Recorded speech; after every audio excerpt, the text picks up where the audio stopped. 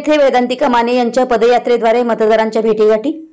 हातकणंगले लोकसभा मतदारसंघातील भाजप, शिवसेना, राष्ट्रवादी, जनस्वराज्य, मनसे, रिपाई, रासप, ताराणी आघाडीचे अधिकृत उमेदवार श्री धैर्यशील माने दादा यांच्या प्रचारार्थ वेदांतिका धैर्यशील माने व आदिश्री माने यांनी पदयात्रेद्वारे हुपरी गावभाग, मध्यभाग या प्रभागामध्ये पदयात्रेद्वारे मतदारांच्या गाठीभेटी घेतल्या।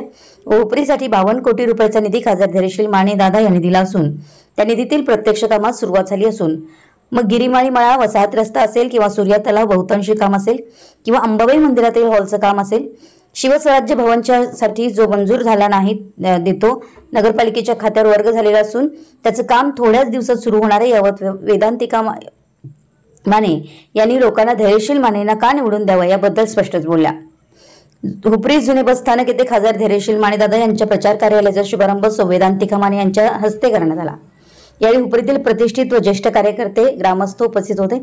यावेळी मुरलीधर जाधव, दिनकरराव ससे, नगराध्यक्ष जयश्री घाट, नगरसेवक दौलतराव पाटील, देवाप्पा मुधाळे, अजितराव सुतार, नितीन गायकवाड, विद्याधर कांबळे, मंगळरावजी मार्गे, मोहन उर्फ बंडा वाईंगडे, शिवाजी शेटके, राजेंद्र पाटील, निळकंठराव गायकवाड, सूरज घोरपडे, अमित नरके, जयकुमार माळगे, वीरकुमार शेंडुरे, अमरसिंह माने, निवास पाटील, संदीप सिद्धनेरले, सुदर्शन खाडे, प्रसाद लोखंडे, शिवाजी जाधव, सुहास जाधव, प्रकाश मुधाळे, निरंजन राठोड, रोहित शेटे, अभिजित माने, उदयसिंह गायकवाड, महिला आघाडीमध्ये आशाताई लोहार, मधुमेह पाटील, रेवती कोपरडे, महिला आघाडीवर प्रतिष्ठित मोठ्या संख्येने उपस्थित होते।